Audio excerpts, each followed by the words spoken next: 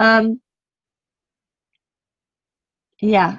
Anyway, it's very insightful, and it gives a vantage or perspective that we don't usually hear, because the New Testament, the writings, the majority of the apostolic writings we have are from Paul, which is fine, but Peter was a really big, obviously, a big name in that time, and we have those writings. So anyway, I recommend it.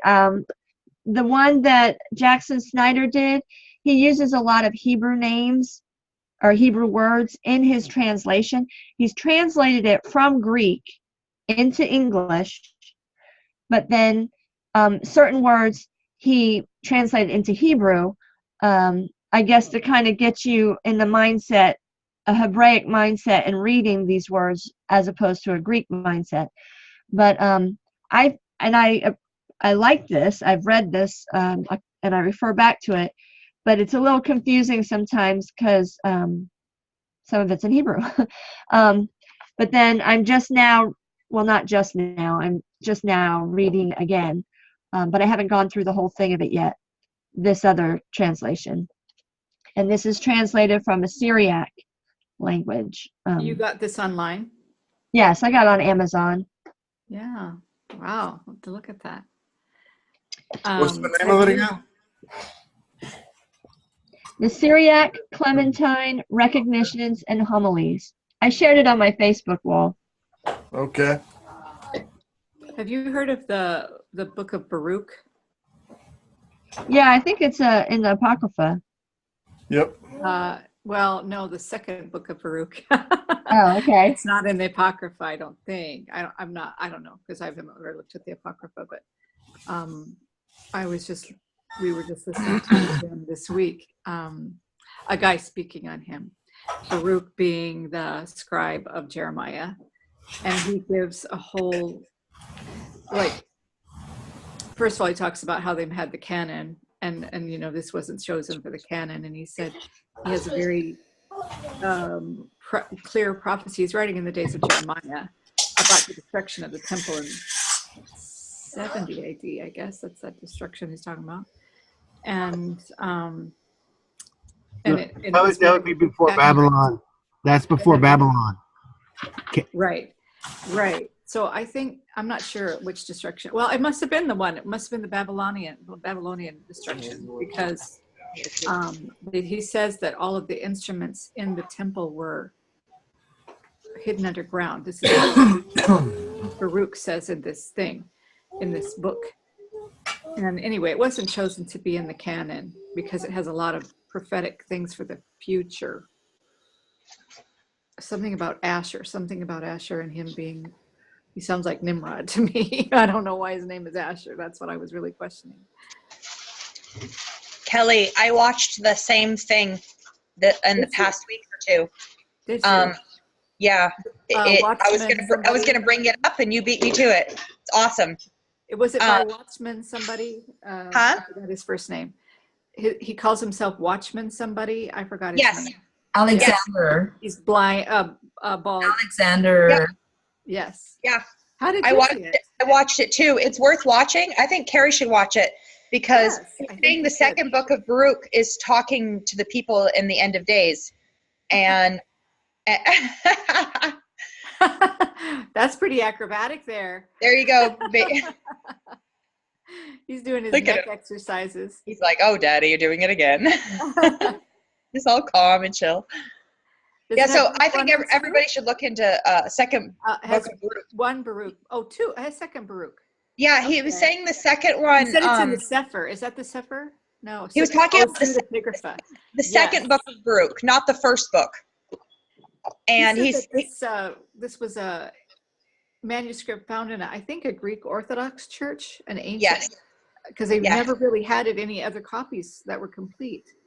Yep. Anyway, go ahead. Sorry. Yeah, it was I was furthering what you were talking about. It was very interesting what he was saying, and he was reading a bunch of passages and then commenting on them. I didn't need all the commentary because I thought some of it was wrong, but his viewpoint on scripture. Some of it was wrong. I didn't agree with, but he was reading because he's going to do a teaching series on it, and he was like, so people can learn all what it says, and again, commentary. I don't need commentary, but I want to get it and read it on my own because it looked rather interesting.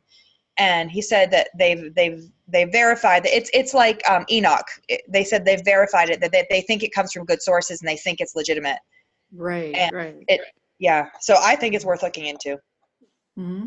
Yeah, I actually was thinking about, I know someone else who does this. I don't know how to pronounce his name, but he's in the Variyahad.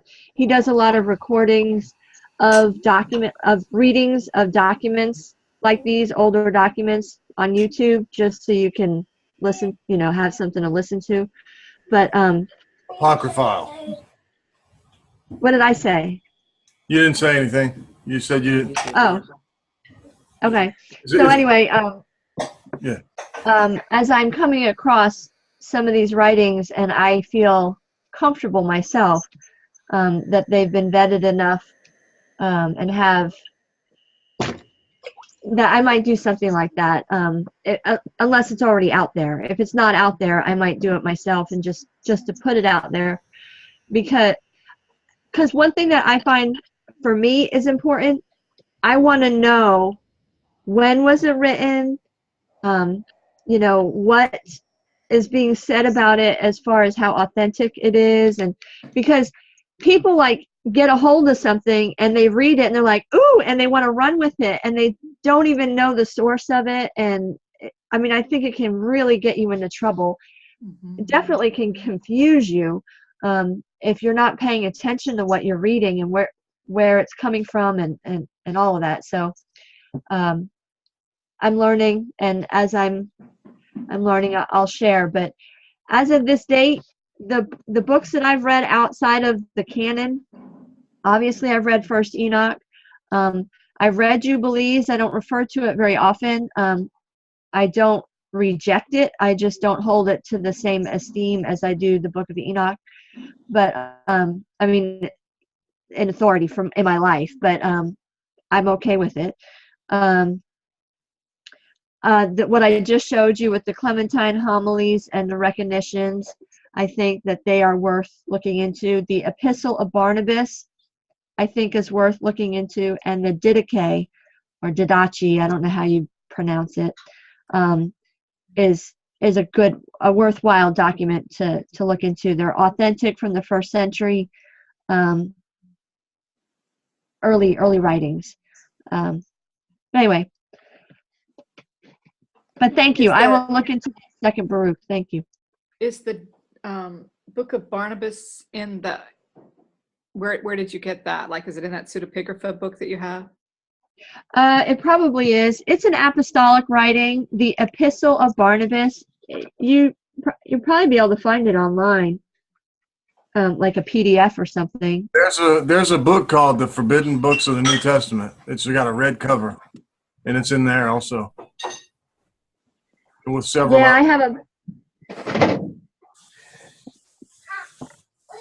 I have the Lost Books of the Bible, the Forbidden Books of Eden. I don't recommend everything in here. But this is an example. This gentleman who put this book together, he's not giving any commentary on it. He just wants to put the information out there. So now we have information, but it's not all good. It's like eating at the tree of the knowledge of good and evil. Unless you have discernment, I'd be very careful about what you start reading. Otherwise, it'll be very confusing, I think. Have you read any of the works of Polycarp, who is supposedly a disciple of John? I'll say no, because I think I have read something, but I haven't read it to the point of retaining any of it. So I'll say no, I haven't. Because I think he made a trip down to Rome or something when they were having one of those councils, and he was trying to argue for keeping the Sabbath. I read something about that, about Polycarp, because I think it was the Sabbath that he was going to argue about, because they were trying to change the Sabbath. Yeah, my whole thing is I like to get as close to Yeshua as possible as far as I'm interested in what the apostles had to say first. And then, you know, obviously there are fathers that come after them that were taught or, you know, sat under them or heard from them. Then I might consider what they have to say, but I really want to get a better grasp on what they said, because I think that's that's the dilemma that we find ourselves in today, is that we're holding fast to someone who was taught by someone who was taught by someone who was taught, and then we're getting a skewed understanding of what he meant. But if we can go back to the source and kind of, you know, as much as we have, it would be more beneficial for us. That's my take. Yeah.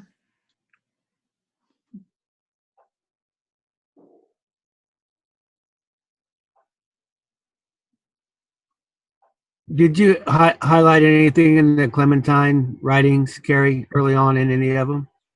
Oh, yeah. You want to read something? Why don't you go ahead? Just find an interesting snippet. Okay.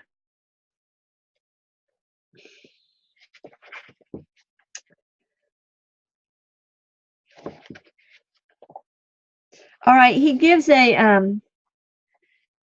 kind of a layout of the generations of what happened over the course of generations. He starts out in the beginning when God made the heavens and the earth, and then kind of just unfolds what happened at creation, and then generationally things that took place over time. I don't know. I mean, I highlighted a bunch of little stuff here and there, but something that stuck out to me regarding Abraham,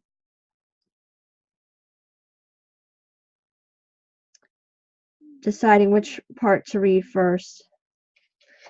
All right, Recognitions 1, it's the first book of Recognitions, 32 is the chapter. I guess that's how they break it out.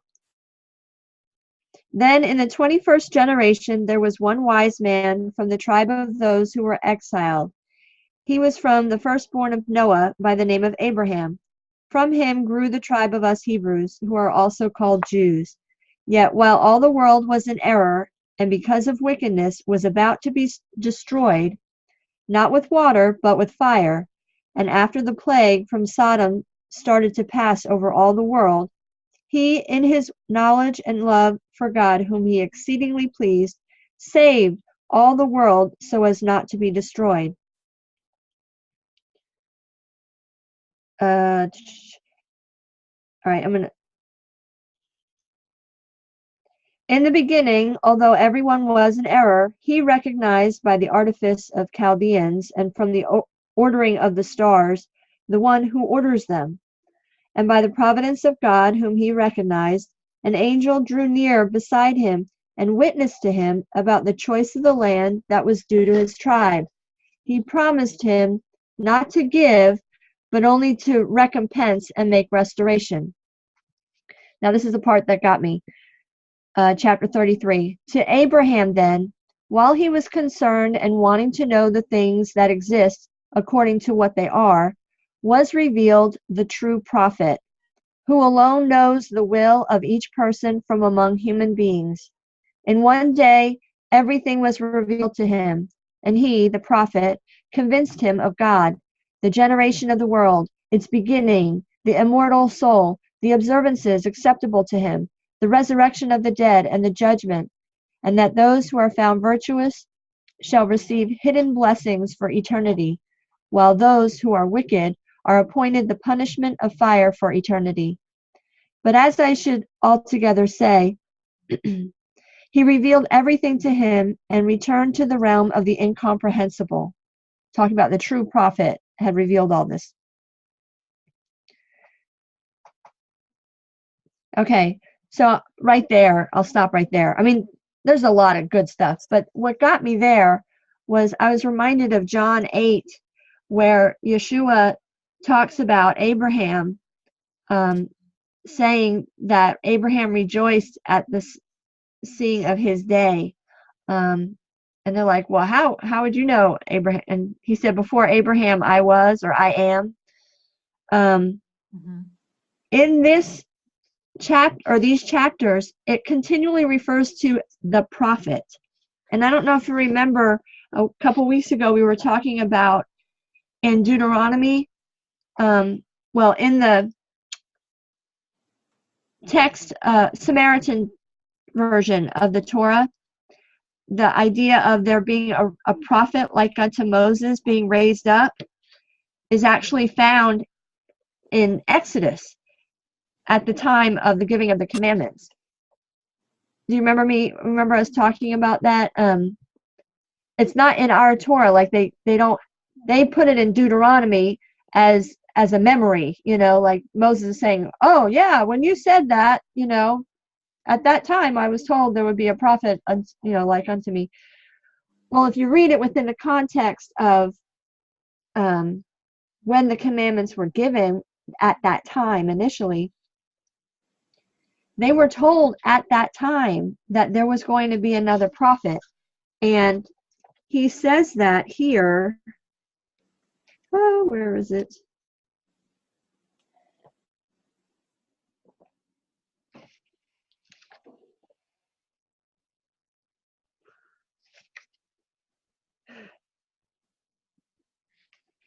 Moses is identified as a true prophet a little bit later on. Okay, recognitions number 136. And even Moses, after coming down, now I'm skipping ahead, but I'm trying to point out this idea of the prophet. Coming down from Mount Sinai and seeing the corruption, perceived like a good and faithful master of a house, that it was impossible for the people easily to remove and annul the entire passion for affections of idol worship, which a prolonged time made great, as having been accumulated by them from a wicked education among the Egyptians. Wherefore, he permitted them to sacrifice, but he told them to do so in the name of God, in order that it would be possible for half of the passion to be cut off and annulled. And then, regarding the correction of the other half, it would happen at another time by the hand of another, as is appropriate in providence. With this, he said, the Lord, or Yahweh, all caps Lord, your God, shall raise up for you a prophet like me. You shall hear him in everything, and whosoever will not assent to him shall surely die. It is evident that he shall give himself over to destruction. So he goes on to talk about the sacrifices and how that they were permitted under Moses. But the intention was that there was going to be another prophet that was going to come, and people were, to heed him, which we see that in our Torah. But I always wondered in the New Testament when people were asking John the Baptist, who are you? Are you the prophet? And I used to think, what prophet are they talking about? And then they're like, are you the Christ? Are you Elijah? I don't recall hearing such repeated references to the prophet, as much as I hear it in here when Peter is explaining things about over time and this idea of the prophet and the true prophet. And are you that prophet? yeah, Are you that prophet we've been waiting for?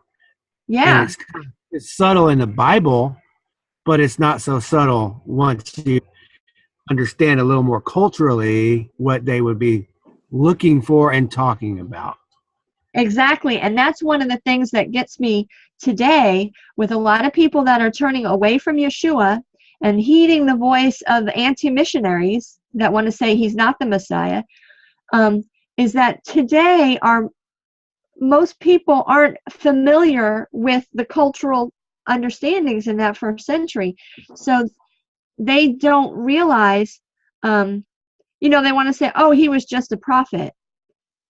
You don't understand. If he is not that Yeshua was he is identified as the prophet in this book. I know that the New Testament refers to John the Baptist, as being the prophet of the Most High, and he was.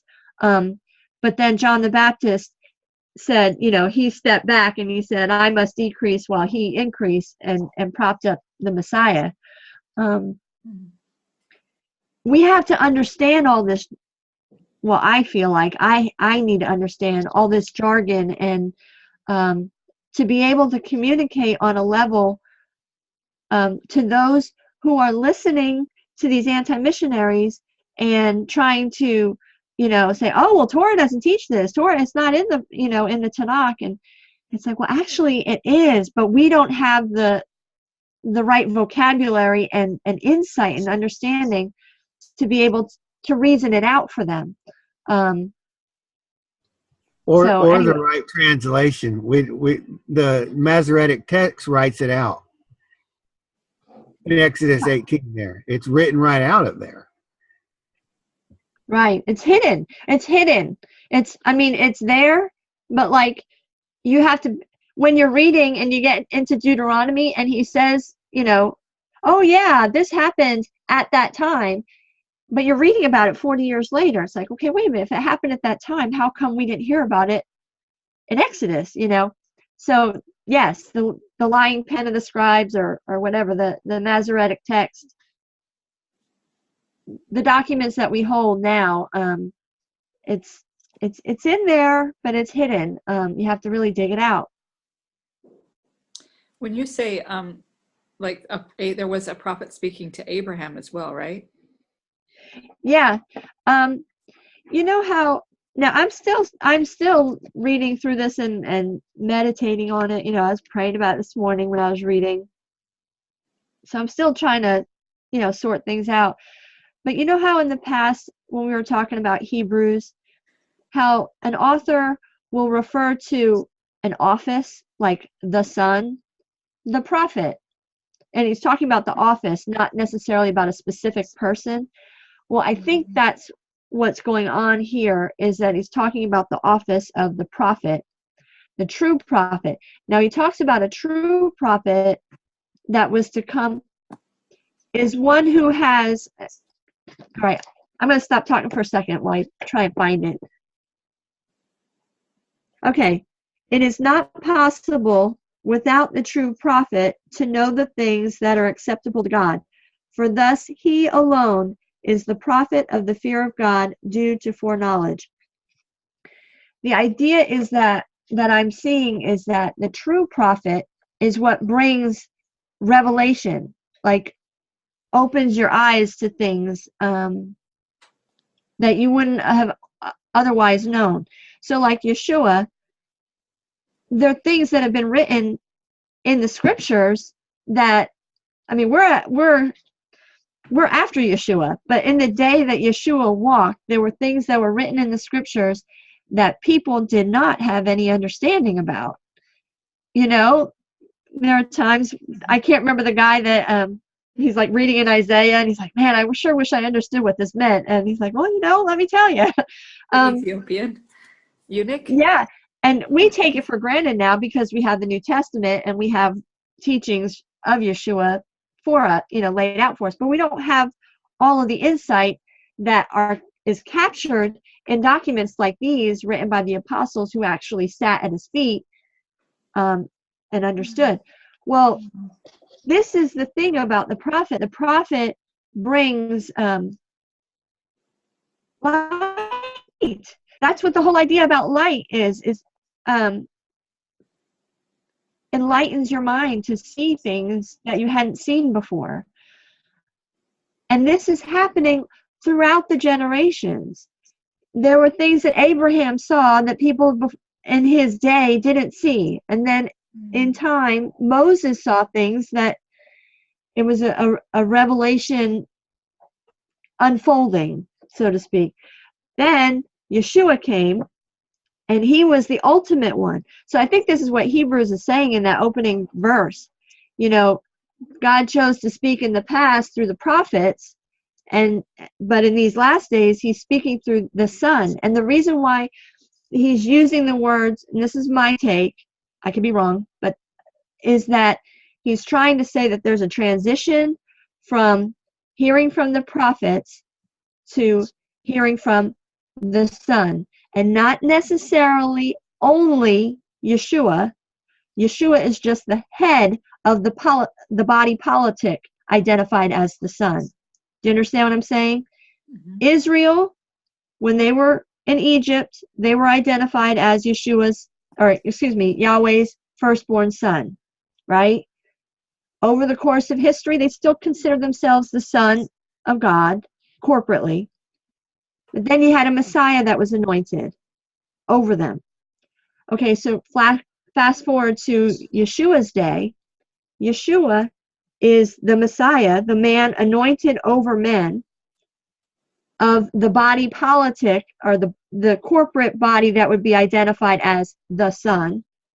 Not necessarily the Israel of the Old Testament that is formed through the physical seed of Jacob. But now it's more, things have progressed. There are branches that broke off from Israel, branches that broke off in unbelief, other branches that were grafted in that Paul talks about. And I believe we are, part of that righteous Israel, for the spiritual Israel, or the righteous Son of God. And Yeshua is our head. He is the one at our head, the head of it. And so that's why I think it's important to keep the terminology in place of the Son, so we don't exclude our role in it. You understand what I'm saying? Because we do have a role in it as being, or maturing into the Son of God, hopefully to be revealed in times to come, that we're part of that. I'll let someone else talk. Yeah, all of this discussion is definitely giving a new understanding to Hebrews that we've been studying. It's a different take on it. The Son is a plural and it's a singular. We have the singular Son, and the Son of David, the promised seed, the anointed, and he is that prophet that will lead many back to the Most High, where they were not. In the Second Temple era, they were not following after the Most High. They were very far astray. They all these prophets in the First Temple era were prophesying that these folks in the Second Temple era would be coming around, but they didn't. So they all knew they were waiting for that prophet, and they didn't recognize him when he showed up. But we have all of this information of that, and then beyond, past the Messiah, that it gives us what we need, and we have the Spirit poured out later. So we are in a messianic age, and the firstborn son is being born among the nations. And this is the real Israel being born, this being begotten of the Spirit into the household of the Son to be a son. And everybody following Moses, the servant, they're doing something with him that he was never intended to do. Like what you were saying, they were allowed to do sacrifices to help them learn who to really sacrifice to. Sacrifice to the Most High. This was the household of the servant, waiting for something else. And everybody wants to go back to Moses only. A lot of the Hebrew roots, and they're totally missing the whole plan. Yet, go ahead. I'm sorry. Yet they don't understand that that was only the first part of the plan. Originally, according to this, he says that Moses led them out of Egypt into the wilderness, guided them into the vast wilderness, so that by undertaking a 40-year journey, the evils accumulated by them in Egypt through the great custom of a long period of time, at another time, with the institution of the law, he could alter and be able to transform. So the idea was that this was just I'm taking you out of this situation. You're coming into the wilderness. You're going to get instructions to learn and then, move on. But because of the sin of the golden calf, and he expounds on that, it's stretched into a 40-year time period. But the idea was that they were going to be able to transform from their old ways. But when Moses allowed for the sacrifices, he eventually was like, you know what? This is going to take longer than I thought. We're going to allow for this, but a prophet like unto me is going to be raised up. So he's already telling them, I'm only part A. There is a part B to come. And yeah, okay. I wanted to comment on Kelly's, I think it was Kelly's, yeah. She said, but there were sacrifices before Moses, right? Yes, the whole burnt offering, the free will, whole burnt offering has always been a thing. What happened, though, is after they were enslaved in Egypt, they were in Goshen doing well, and somehow they sold themselves into bondage, and Egypt took over. They began to do these Egyptian sacrifice. Everything they knew was filtered through their understanding of being in Egypt. It wasn't on the right course. So when they went out and they did the golden calf, they were doing what they knew from Egypt. They were trying to meld it all together. So it was like trying to teach them, the ones that weren't killed for, outright idolatry, the ones that were only partially guilty or forgiven.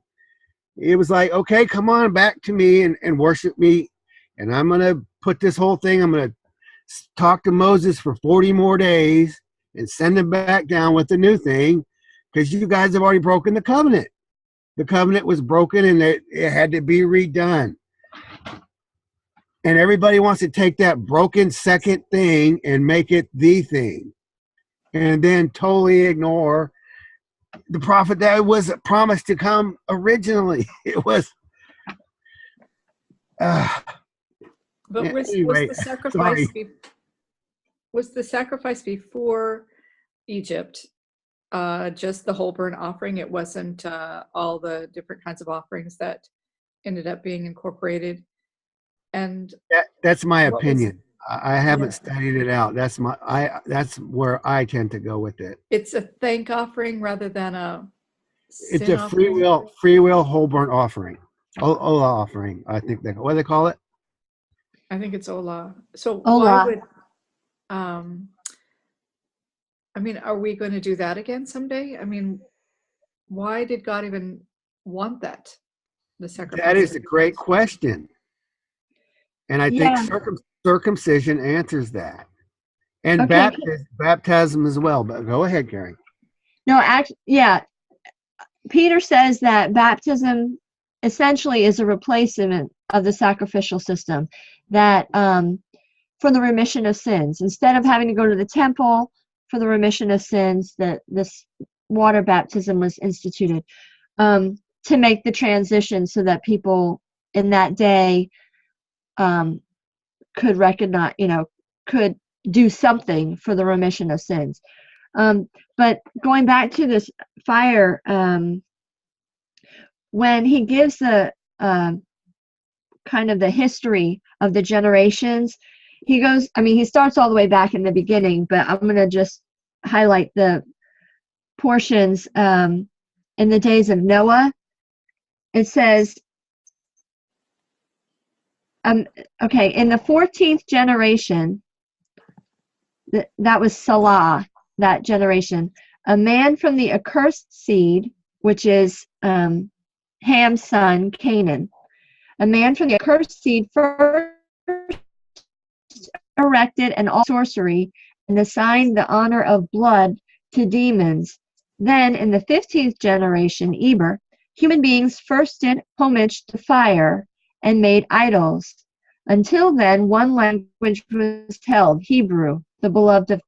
Then in the 16th generation, Peleg, they proceeded from the east and came into regions according to the allotments of their fathers, and they called those regions by their names.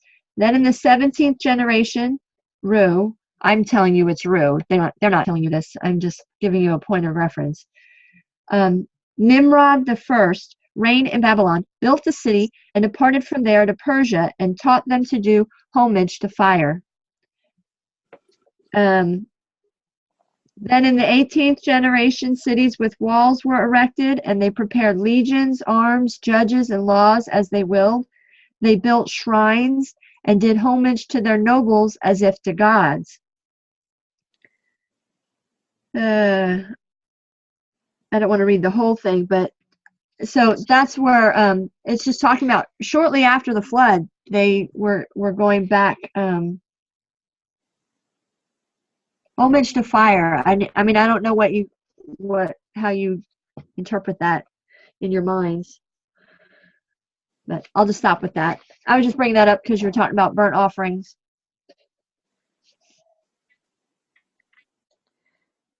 Yes, but I think are we to assume that Abel offered a burnt offering to God when he offered his lamb? It was a burnt offering, like a thank offering, or? It seems reasonable. That's my opinion. Mm. I think the whole burnt offering I think Abram was fully aware of that, because he didn't have, I think he knew. I think they have stuff we don't. There was an understanding. Who told Noah how to do it? Who told Right. Abram?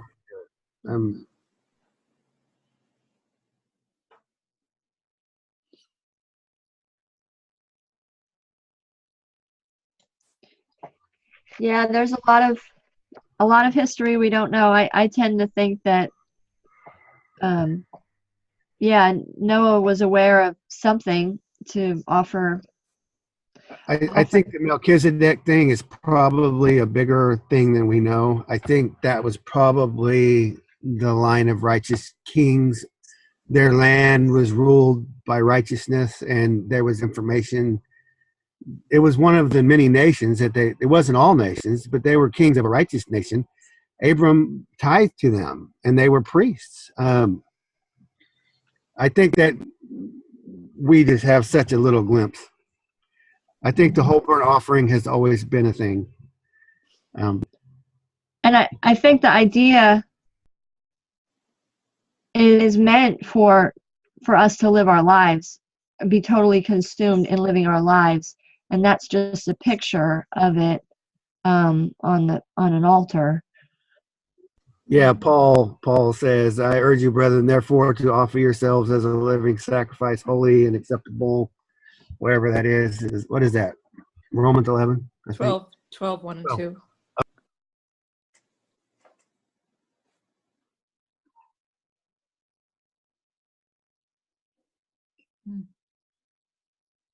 I have to say, I am appreciative of my Christian upbringing. As much as I can easily get frustrated at some of the things that I've inherited, understandings that I've picked up along the years, I really do appreciate that we have so many pieces of the puzzle. So many of them have been force-fitted in the wrong spot, and we have to just kind of pull those out and put them in the right spot. But we have so many pieces of the puzzle, but there have been some that are missing. And I think that with the Dead Sea Scroll discovery and these documents that are coming to light, and with the internet being able to access information and learn languages, just the way things are today, have really helped tremendously. But I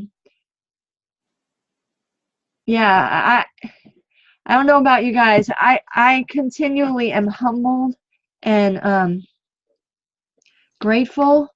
Oh my goodness, I feel like crying. Just grateful that the Father has preserved us, preserved me, and in all of this. And yes, the Spirit working on flesh, the Word becoming flesh, allows us to get these little snippets and begin to form an understanding. And without that spirit, it would just be a bunch of text that we had no idea. But as we find a way to make it all work and kind of bring it all together in one place without throwing anything away, I mean, he's leading us gently and teaching us. I mean, I think we're on the right path. And there's other people. And I think we're supposed to be kind of scattered out. So it's hard, but we have things that they didn't. And they had things we didn't. But we have what we need. It's are we willing to do it? I mean, I think this is a great conversation. Yeah, and being careful to just walk in the light that we have and not trying to, because I think this is the trap that many people get into, is that they want to speculate beyond what we can see. And then they end up following their speculations. And it's like, then when the truth is being presented to them, they don't even recognize it because they've held on to these speculations for so long. So we just have to be very careful to continue to, I know I have to be very careful just to continue what I know or what has been revealed to me. And still, even with that, be very soft in it, to be to be able to have my understanding molded as more information comes, and continually meditating on it and continually washing yourself in the Word and just prayer and just all of that. My general take is, well, the garden.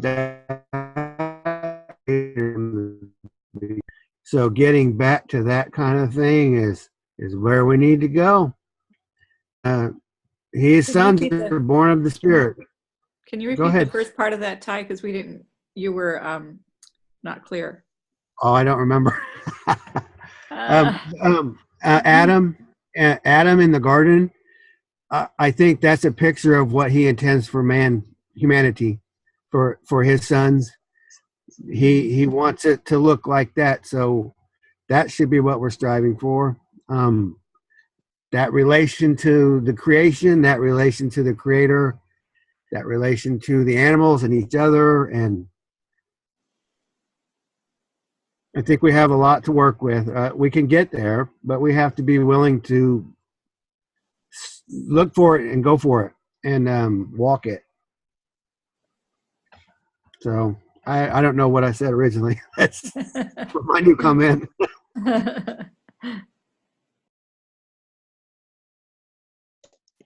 Yeah, I know I'm finding myself really wanting to leave this world behind, not like die, but leave the trappings and all the stuff that's in this world.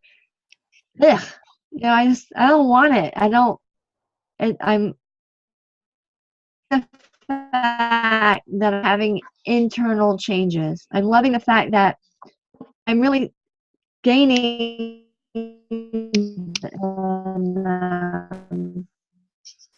yeah.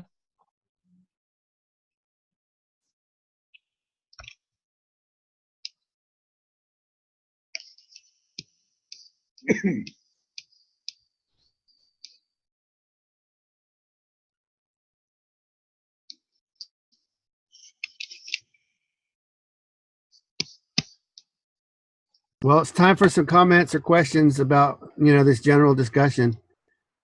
What do you think, Anson? I see you over there thinking. I guess so. Yeah, I was thinking about what you said, how the Father wants it to be, like the time of Adam. Yeah, because if you think of it, all those things, those technology, even the knowledge of how to read and write, why do they all have to come from the fallen angels? Right? I mean, skills weren't automatically given to Adam. It's the fallen angels who give to mankind. So maybe that's the reason why. I mean, that's Ty's point. And that's, I think, what we should be aiming for, the original design. Because I really had a hard time before understanding what's so wrong with, teaching mankind how to write. I can agree with the weapons thing, but for other stuff, that doesn't seem evil at all. And why does it have to come from the fallen angels and not from God himself? So just questions from my mind. Well, Anson, I think that the angels taught Enoch how to write, and I think that it was righteous. I think that there is a righteous use of writing and record making. It's just after the tower when everything is scattered and we have all these different languages. I mean, it's something to think about for sure. So there's probably a right way to. I mean, just look at what we've gotten from the caves at Qumran. If they wouldn't have done that, we would have so much less to work with. So I don't think writing is necessarily bad. I mean, what do you think, Carrie from Enoch? Was it condemned? Was I don't know if writing was one of the things that they were forbidden to do. Yeah, I don't know if it was necessarily condemned. I used to have one thought that it was a bad thing, but now I'm kind of not so hard on that. I'm thinking that there's bad that can happen as a result of it, because one of the things, you inherit whatever is written down, and if it's true, then it's great, but if it's not true, it becomes a mainstay and it just gets passed down generationally. The people that don't know how to read and write, the real simple folk that just live out in the woods and the mountains and so forth, people might call them backwards, but they're probably closer to the Creator than anyone with all this book knowledge, just being simple.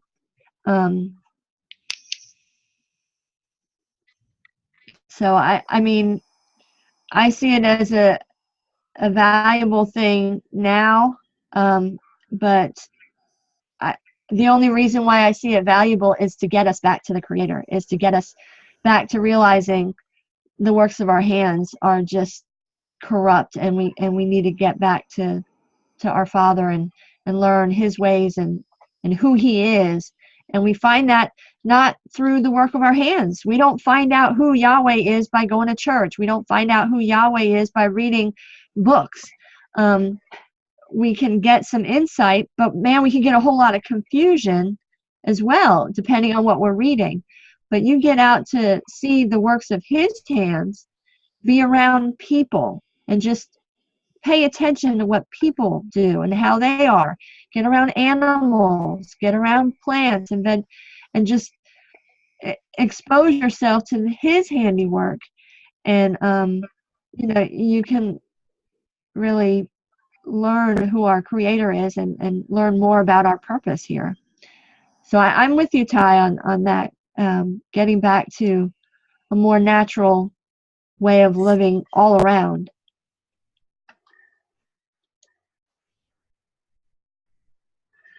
I just wonder if we have the ability to really know good from evil. If we're made in His image, we have tendencies. I wonder if we would just know when we're being evil or not. I mean, I wonder if we would know enough to just be righteous without any writings, without any texts.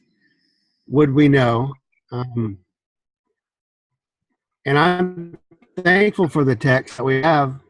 I think they're worthless if you don't have the Spirit, though, because you just take them and you do something with them that they're not helping. A lot of people take the text and go the wrong way with them, and it just leads to religion and all kinds of wickedness. And I don't know if it's a text's fault or not. I think it's the heart of the people reading it, not willing to. They're more like Cain, wanting to do it their way, and that spirit of Cain leads astray. And then you have the one that wants to do rightly and repent and change, and the spirit of Abel. And I mean, I don't know where we would be without the texts that we have. I would hope that I would know good from evil, but I mean, what do you guys think? I think we would because we were created in the image and likeness.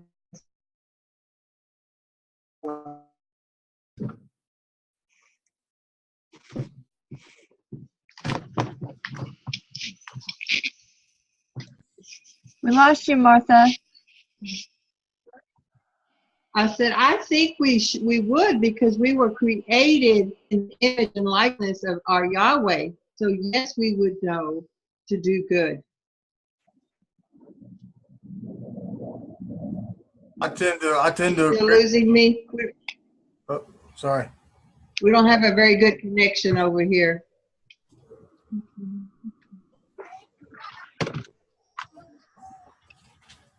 Go ahead, Michael. Well, I think that's a good thought that we would probably know what to do. But the truth is, though, that not everyone, even though they know what to do, will do it. And so if writing in and of itself was bad, then I don't think we'd have any examples of the Father writing with his own finger. Good point. So I don't think that writing is in and of itself a bad thing. I think that it's the heart of the intent behind the writing that can be good or bad. And whether or not we can discern between the two depends solely on where our heart is. And because there are people who think they have discernment, but they're quite deceived. And that's been us at times.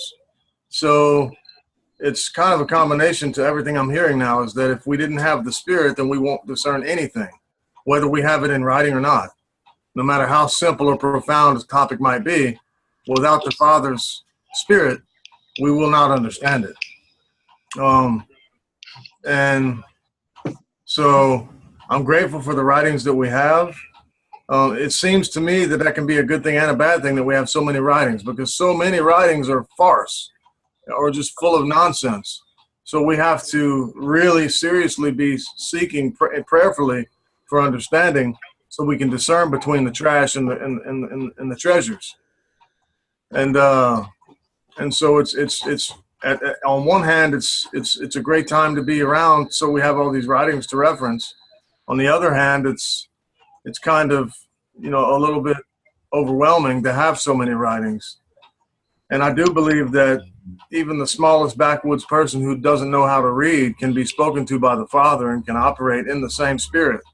So we don't need the writings in order to be children of light, for example. But at the same time, we do have to seek the Father in prayer and to allow his Spirit to speak to us, because the other ones definitely aren't going to speak to us. So if we only hear those guys, then we're going the wrong way.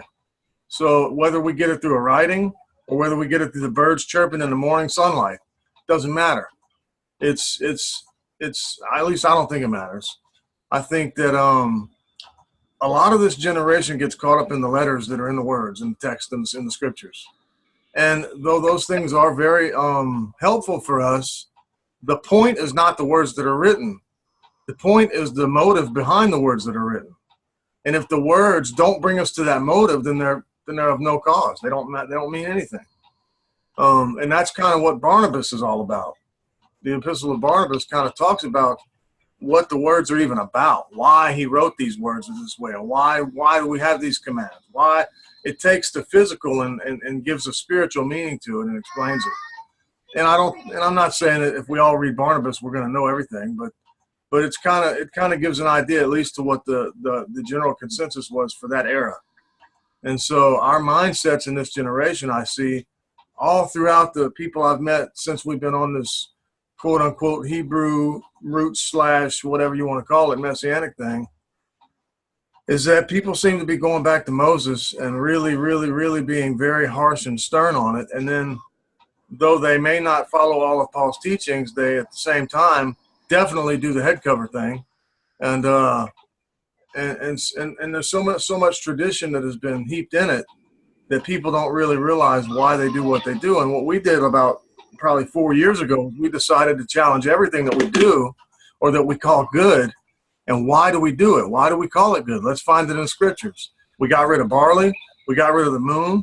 We got rid of, so many things just fell off because they couldn't stand it. We got rid of the evening start of the day because they just couldn't stand the scrutiny of what the scriptures actually teach. So for those reasons, I'm glad for the scriptures that we have, but I'm not sure that I can't say that we need them because there are people who can't get them. And I'm not gonna commit to an idea that those people are gonna be condemned. I just can't. So that's it. George, what do you think? Thinking someone mentioned about sacrifices that it's really all about the Father, and I can accept that, and I think that's all it's really about, as in seek first these things and everything's going to be added to you. It's all about seeking our Father. Sure, I kind of look at it one way, like every time the enemy does something, our Father can turn it into a blessing, and he has, and that's just the way our Father works. Even Messiah's whole mission, and it don't turn out the way you think it should. You know what I'm saying? It's like, but God's ways are not my ways. That's what I have to remember. And he does what he knows is best. I don't have to understand it. I just have to try to follow it. So writing, good point, Michael, on the writing is God wrote the Ten Commandments with his finger. Now he had to, and all this stuff we have to me is a fence, a guideline. No, I cannot follow it fully. Don't understand it fully. I think if I focus on my Father, he will explain it when I'm ready. Not, you know what I'm saying? So if I just keep seeking for that pearl of great price, so to speak, I'm not going to worry about it as long as I'm pleasing my Father, which, trust me, I let him down many times. But as long as I'm seeking him, I'm not going to worry about this super, speculation. I can get caught in that, but when my ears start itching, I try now to scratch them with my finger. I don't want to scratch them with doctrine, so to speak. But, I love speculation. I love a good argument and debate. Love that. But bottom line, my Father's right, and I'm wrong a lot. And that's ingrained in me by doing, by knowing I've done it, experience, so to speak. Anyway, I'm just really trusting my Father, and that's all I can do. And I do love this. I'm glad we have these other books and stuff too. And yes, if I focus just on those things, and I have gone down rabbit trails, and that's got to be it, only come out with rabbit mess on me, so to speak. But anyway,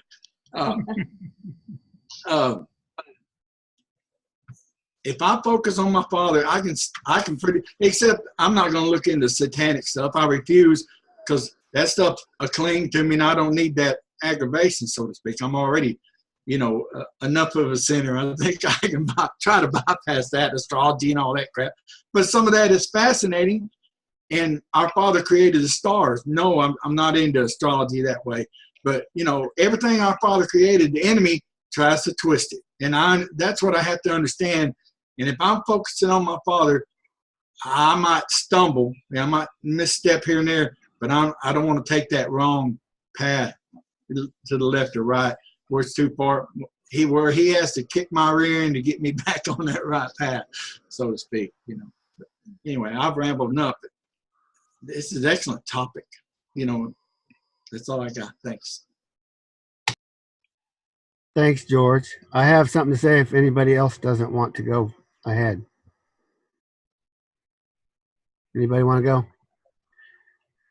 I think like you could make a motion picture, a movie with no words in it and no subtitles, and you could watch a guy going through the struggles, and I think everybody could understand that in a universal language.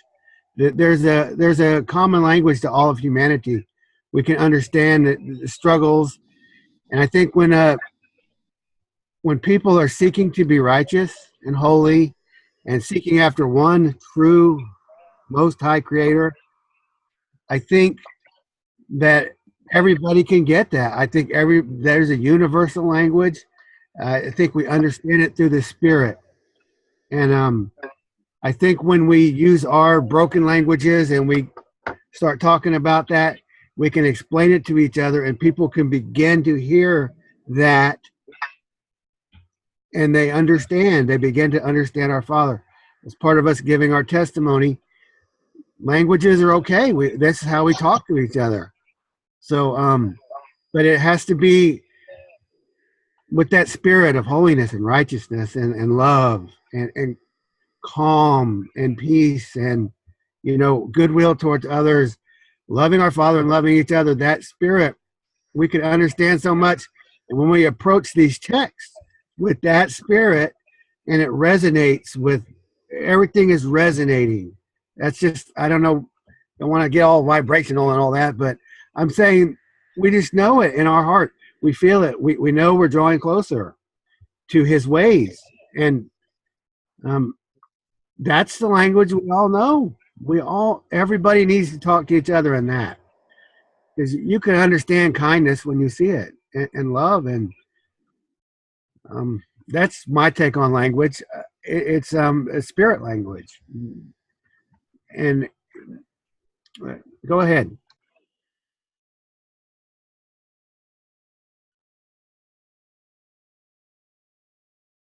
I agree. Bye. What time do y'all start? Because every time we come on, we turn on at 12 noon our time, y'all are already into discussion. Ultimately, it starts at 11. Just casual talk, whatever anybody wants to talk about at 11 to like noon. 11 Eastern.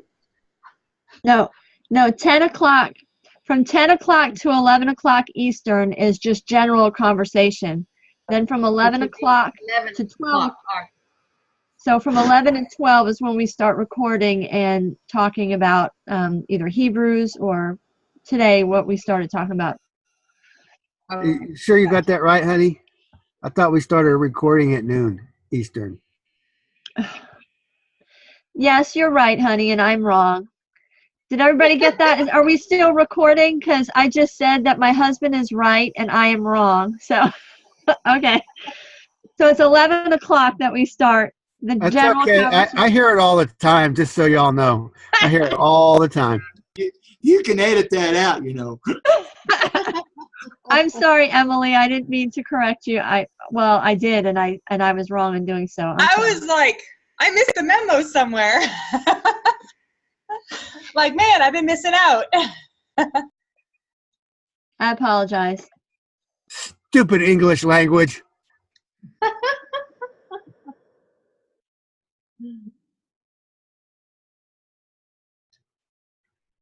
What do you think, Kelly?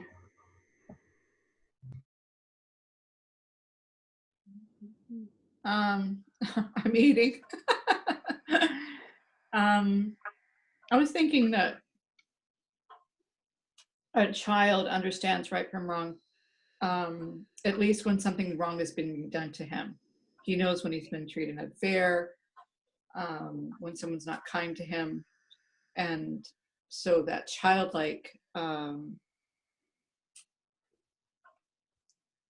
you look at a child and the innocence of a child, they understand very, very early on. And I think especially if you're around animals a lot, like if you're raised with animals and you're taught how to care for them, and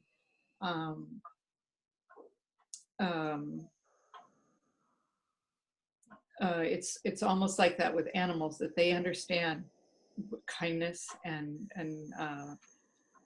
so when we were talking about living out in the woods or whatever, and not ever having any ability to read or write, if you're working with the land and working with animals and all that, I think you learn a lot about God through all those things. Like that's already kind of been mentioned, but the language of creation, and the pagans read that language you're talking about, and they make that the thing instead of making the creator the thing. But yeah, I'll tell you, a lot of them really do understand a lot beyond what you're saying, Kelly. There is a whole language that a lot of people are not tuned in with.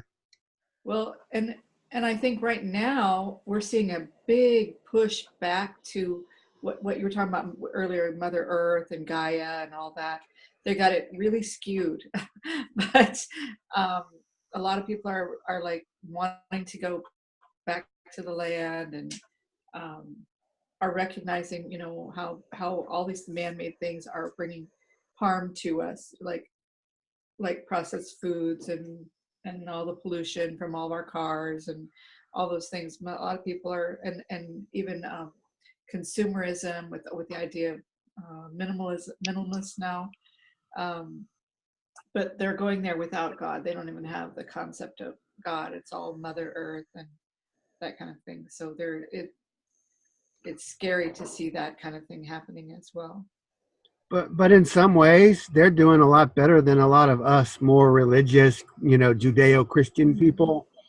They have a different thing going. They're one step in the right direction. They just need to take one more. Right. They need to understand the Creator. And but why would they listen to people that can't acknowledge where they're at? As far as they've got some good stuff figured out. They're on a good path. In a lot of ways, I have a lot of respect for this, what I see people doing. It's not like people like us that are really making it happen. It's people like them that are getting good food and clean living and not being part of the system. They hate the system as much as we do, or more. They hate it enough to come out of it. Yes. Yes.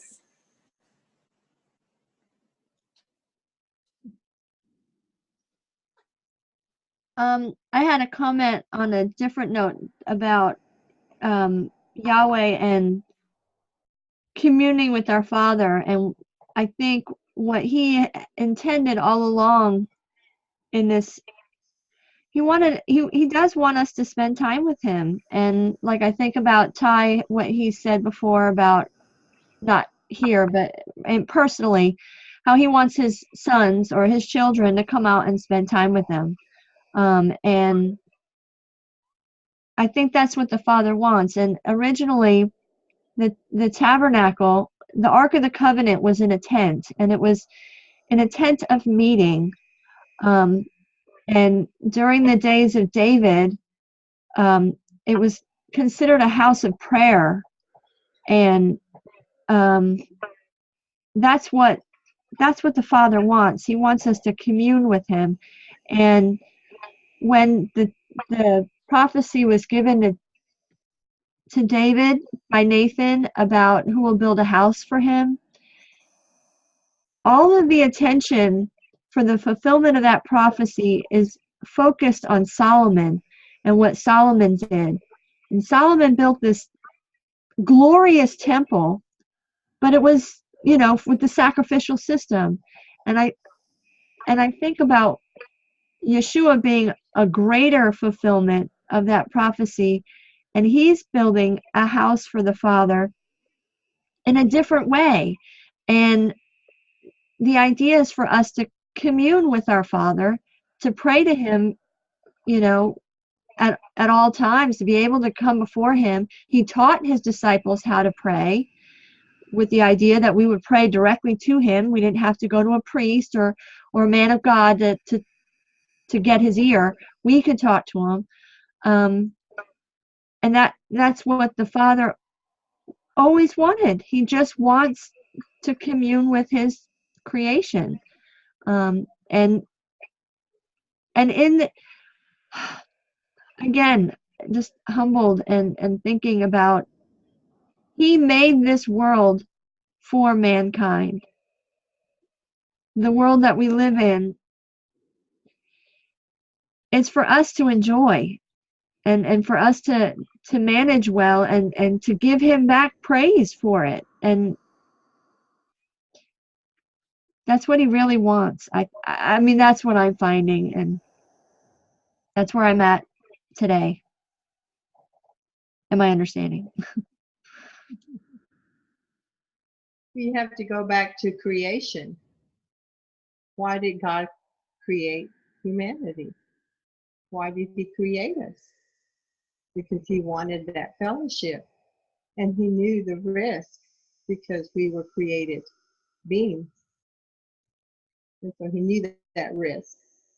But yet his love for us was so grand that someone said, if you wipe out sin, take out evil, well, then you have to take out humanity. But God is not willing to do that, because then eternity would be spent without us. And he's not willing to take that risk because he loves us and he wants to be a part of us and us to be a part of him. And so there's a plan that's going on. And we know what that plan will be at the end. We don't understand it at times, but we know what the end result will be, that restoration again, to be in fellowship with him. And we are now, but in a greater sense when he restores and takes evil out.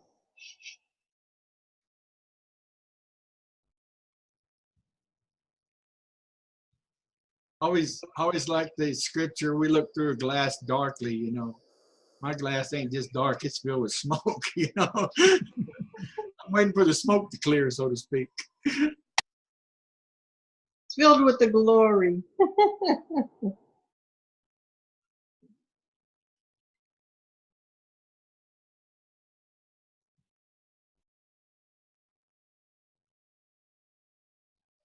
This is a subject that's near and dear to my heart. Raising my children in a home that their dad doesn't believe in Yah and doesn't follow Yah, and we have a common ground of respect and love and compassion and empathy towards each other, which really is the fruit of what our Creator teaches. We just come from it from different angles. And mine coming from, I believe it's where our Creator taught us to be, and my husband believes that it's just from what works best for society. Either way, that's the way we're raising our children, and that is the ground for raising our children. And it's amazing. I see the difference between the 4 that we're raising and even my stepchildren that are here this weekend. Is a huge difference. And my 4 children are having to be tolerant and be very patient and kind with them, because they don't have a lot of empathy and they don't have a lot of kindness. And shows where those things, empathy, kindness, love, compassion towards each other, it goes a very long way. It really does.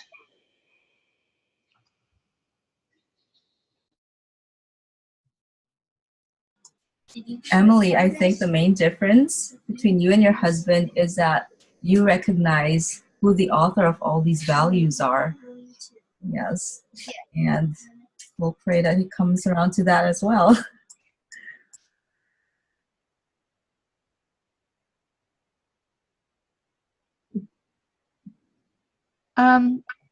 Unless someone else has something they want to say, I want to read a portion from this book that we were talking about earlier. George had made a comment about smoke in his glasses, and it made me think of this. This is Peter speaking to Clement right from the very beginning. This is early on. This is chapter 1, or chapter 15 in the first book. It says, "The will of God has been concealed on account of many appearances, first because of evil incursion and the increase of cruelty, loathsome habit, improper relation, and prior dishonor. Because of these things there was error, and thereafter no fear, no faith, adultery, love of money, love of vainglory, and many other wicked things, as if similar to an abundance of smoke. It had filled the one house," he's talking about, it had filled the one house wherein exist the inhabitants of this world, and had made gloomy and confused the vision of the humans inside. It prevents them, through turning about, from looking above and recognizing God, their Creator, and knowing what is appropriate for them to do. Wherefore it is right for the friends of truth who are inside to shout and call out from their hearts, and by truth-loving reason to call help for themselves, so that a person outside the house filled with smoke may come and open the door, and thus the light of the sun from outside shall be able to enter and be dispersed within the house, and then the smoke of the fire that is inside shall go out and be dissipated." So anyway, I read that and I thought, what an incredible picture, and just this idea of I see like the door being opened and Yeshua, he is the door. He opens it up, and the people, us who are inside amidst all the smoke, crying out for help, and he opens the door and lets the light shine in and the smoke to dissipate. I just think it's a really neat picture.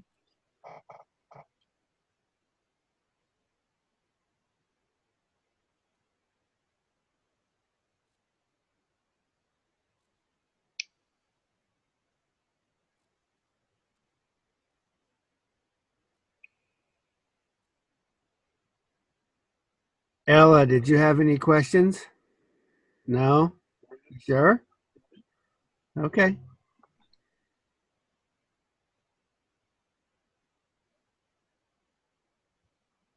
They're listening. They like it that we can bring up Zoom on more than one. I'm on my phone and they're on my laptop upstairs, and they want to listen in and learn. And so I'm like, yep, it's all yours. Sit there and listen. Yeah. It's great.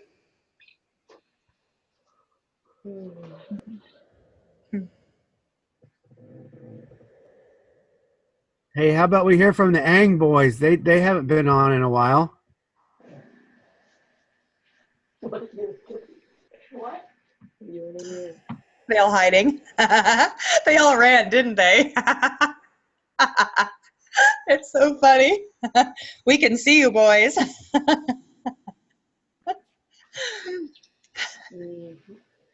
It's like my stepson. He came around the corner. I'm like, just let you know, my camera's on my phone. He's like, oh, okay.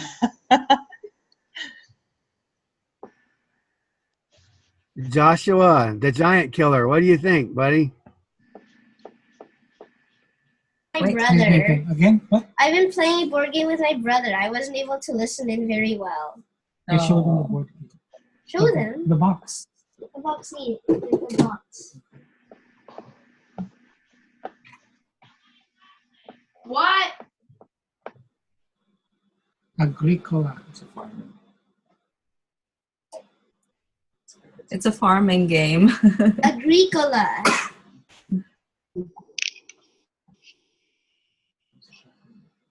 Chocolate calculator.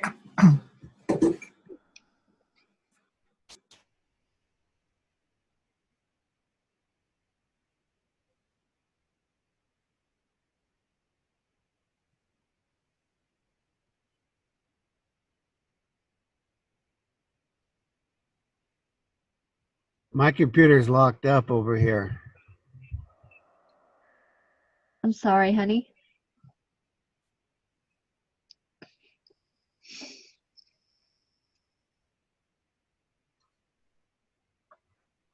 Did you have a presentation today, Carrie? Or No, nothing formal. I've been working on putting together a video series on the birth of Jesus Christ this week, on just trying to put out my testimony, but I haven't published it yet. But that's where my head has been most of the week. But just with this Clementine recognitions and homilies, I figured I would share what I did from that, and I already did.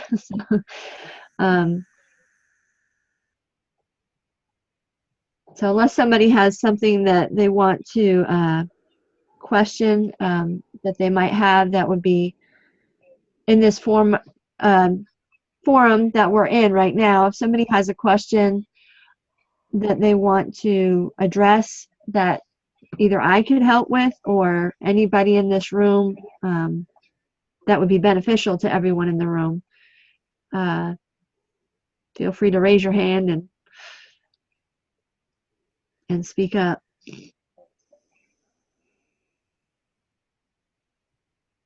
I can really appreciate the idea of retreats.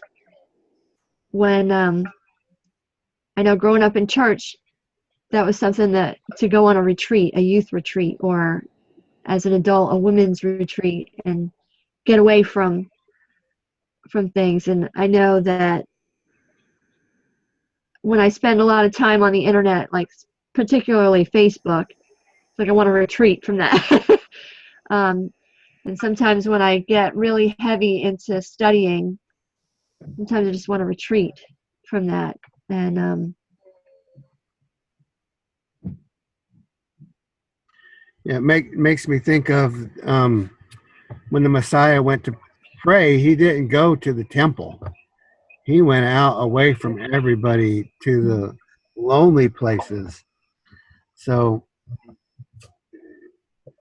that's a good example, I guess, of getting back, getting away from all the trappings of man and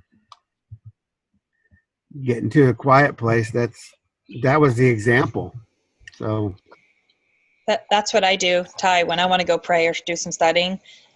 Haven't done it in a while. I should. Well, it's winter now, so it's a little different. But I'll take off and by myself and go somewhere, because Maine's got tons of lakes and beautiful little spots. I can just pull over, bring my Bible, and spend some quiet time reading, studying, praying.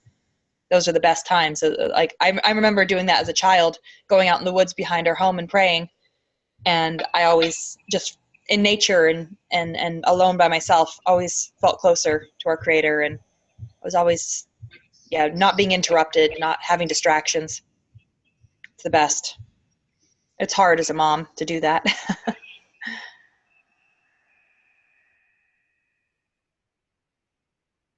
now, who would take their cell phone with them if they were going now? Let's just be honest. If I was driving somewhere, I'd leave it in my car. And I'd like get out of the car and go study somewhere, but I won't sit there with my cell phone. Oh my word, it's so distracting. Nope, won't do it.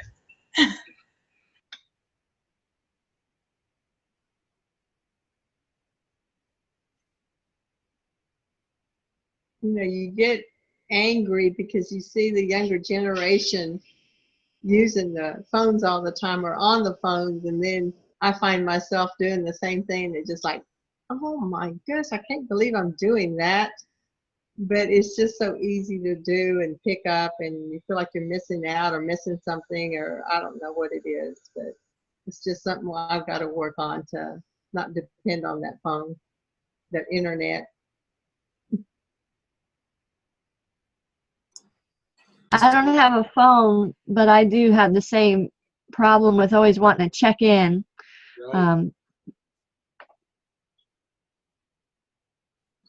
I think it's called the web for a reason, and I have to be careful not to even fly. You know what I'm saying? Oh, you're right. It does. It captures you and pulls you in. It does. It can, it can be used for good, and it can be used for complete evil, Yep. We should all take a lesson from Ty and be so wonderful to stay away from technology like he does.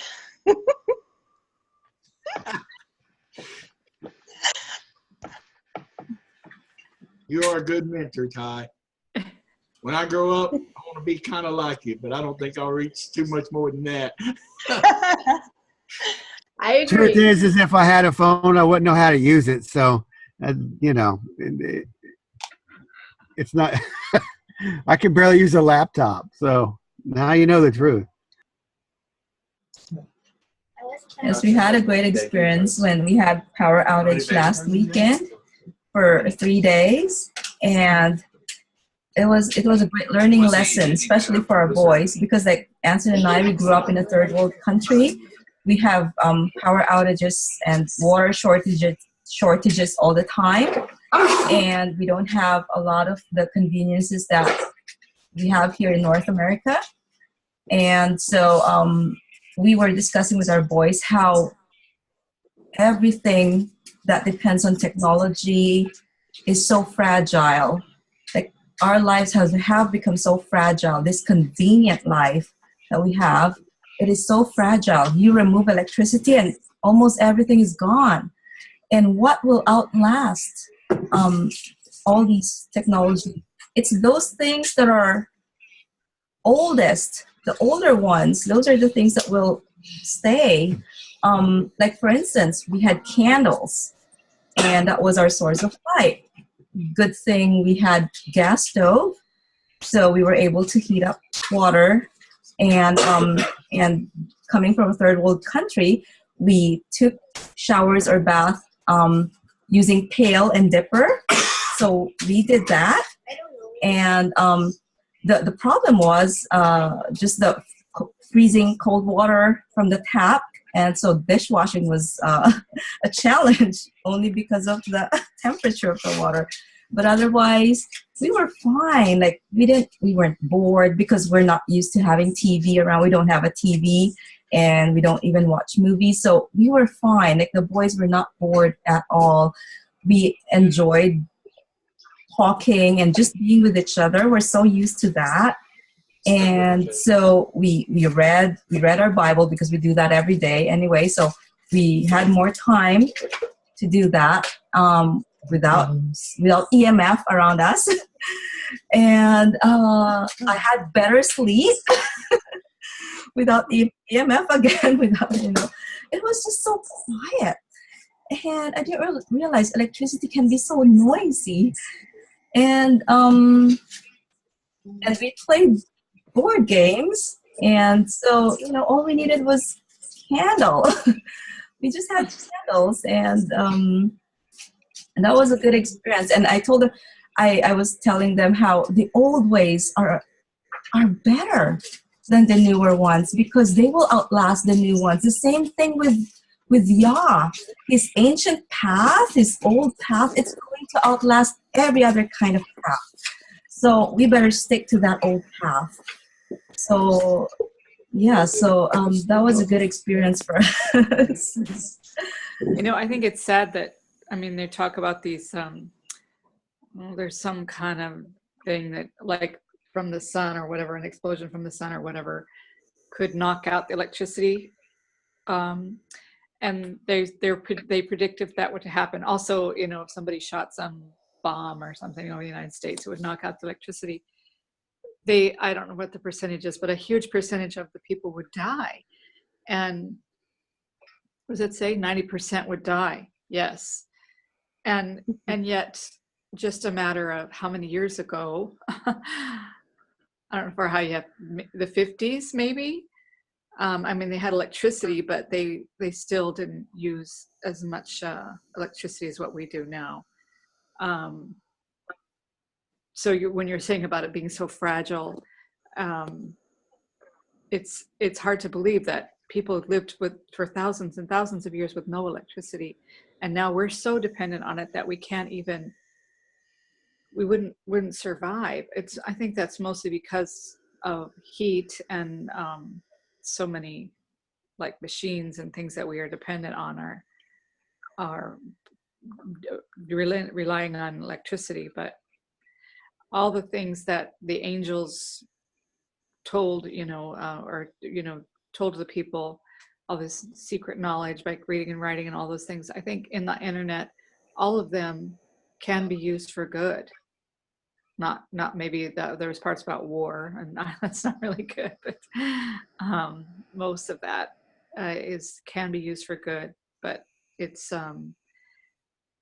requires a lot more discernment and right decision making. And when you don't have any of those, then you're not tempted to do what is wrong. So in that way you can sort of understand why maybe they weren't good. Like if they had just stayed simple and just been in the garden, they wouldn't have been tempted with the bad ways that writing has been used, or the bad ways that machinery and all those things are being used.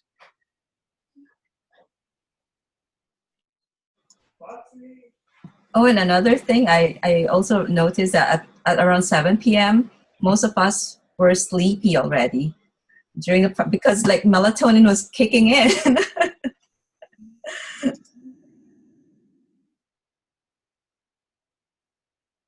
You could totally get your system back on track with losing power. I love that. It's so hard to do. Like we live in town right now, and with all that, we have street lights that shine in our window.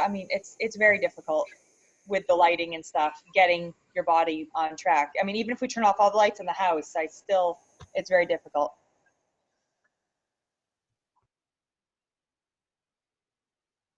that's really not that's by design, I think, personally, not to get down a rabbit hole or nothing, but you know, like, not only does he mess with the word, our enemy, you know, scrambles all that up, this other stuff's by design too, to keep you out of phase and out of sync and absolutely distracted from the one who created us. That to me, that's it in a nutshell. It's not just booze and drugs that the enemy wants to snare us with. It's everything. And I kind of find it humorous in this way, is that all this technology that great man has come up with, man, look at this electricity, look at all this cool stuff. All he has to do is send a EMP from something we maybe created, or from the sun, and boom, it's wiped out. You know, there's an ironic humor in that to me, but that's my twisted sense of humor. Anyway.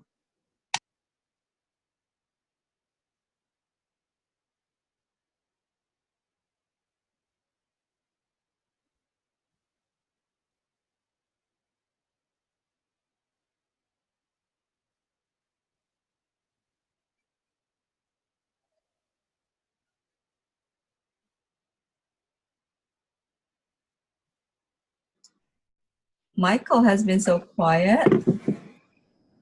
I wonder. All this juicing, he's losing his energy. He's supposed to get more energy with the juicing.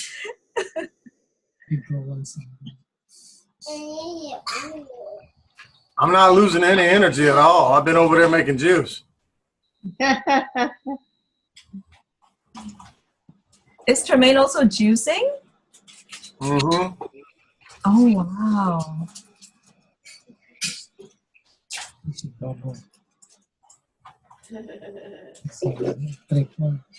What kind are you drinking, Michael? What kind of juice? This has got apple, pineapple, spinach, cucumber, avocado, raw cashews, pumpkin seeds, chia seeds. The babies like it too. They love it. Really? Yeah, like little baby birds. Baby birds like.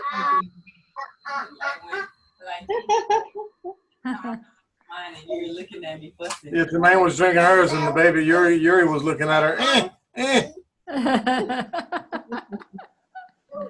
You know, I really think that as a baby they crave nutrition, and so, but we learn how to eat malnutrition, and then that becomes good to us. And so I think that what really turned us onto this 28-day program is during the course of this 28 days, things that are not nutritious become less attractive. And so you actually change the chemistry in your brain and what you think is good and what's not good. And it actually winds up changing not only because you can know what's good and what's not good and still choose what's not good because it tastes good. But just like we all used to eat pork and we thought it was good, once we realize that it's not good and we cut it out, well, now when I smell pork, I get like, ugh, you know, because it's not good anymore. So it's kind of like that. It's kind of, I can liken it to that because I've been through it with that before. So with all this nutrition, I heard somebody say, if you overdose on bad stuff, then you get poor health. But if you overdose on nutrition, the opposite is true. So I'm really enjoying this. We're on day 15, I think. 15? Yeah, 15. And I got a lot of energy. A lot. I mean, I like talk. Like right now. Energy, energy. And I need it too, because we find ourselves up at like 12 in the night. And we're like, man, it's 12 o'clock. It feels like it's 9 o'clock. You know, when you were like 23, 24, and you were like, oh, it's early. Come on, let's go. It's like that, except you're not trying to go anywhere.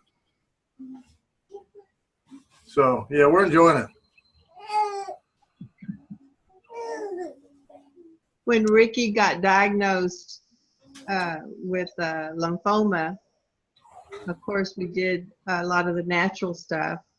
And one of it was the cottage cheese, where you put the flaxseed oil and the cottage cheese and you emulsify it, and it becomes somehow oxygen to the cancer cells.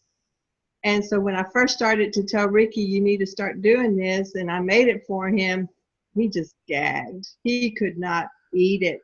He would pinch his nose and eat it, and it took him like an hour and a half to eat it. And I told him, you have to eat this within 30 minutes or you lose the effect. Well, it got to the point after 2 years of doing that, his body was craving it. And he looked forward to it, and he would just tear it up because it was really good for him.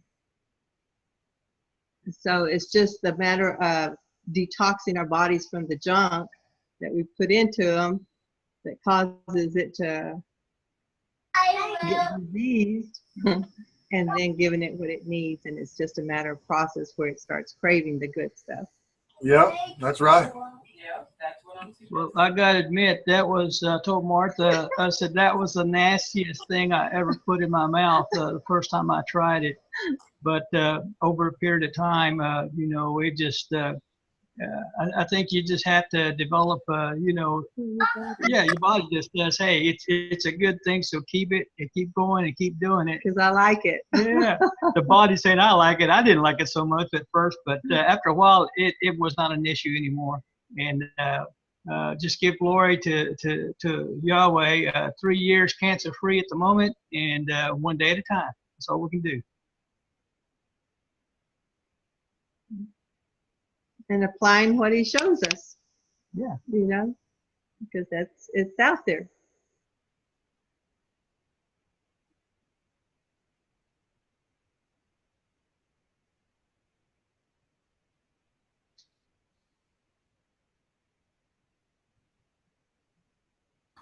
So yeah, we're enjoying this, and that's a great testimony, Martha. I saw a video of a guy who had lymphoma, and he just did juicing, and it cured him. I mean, he works at a hospital. Yeah. He started juicing. He went to the Gerson method, and he just started juicing carrots and all kind of stuff. And his body just pushed out all the toxins, and it was over. And the doctors couldn't believe it. They're like, "What did you do? You did this with nutrition?" Like, yeah. One of the girls on this documentary we watched, she had Crohn's disease. And at the end of the documentary, she went back for a checkup, and she says, the doctor tells me that I'm never going to heal my body with nutrition. And then he followed up by saying, by the way, there's no sign of Crohn's disease in your body. So they're in complete denial. Right. And that was another thing that we did was juicing. We did juicing for 2 years. And so that was another thing that boosted his immune system. And that's what it is boosting your immune system.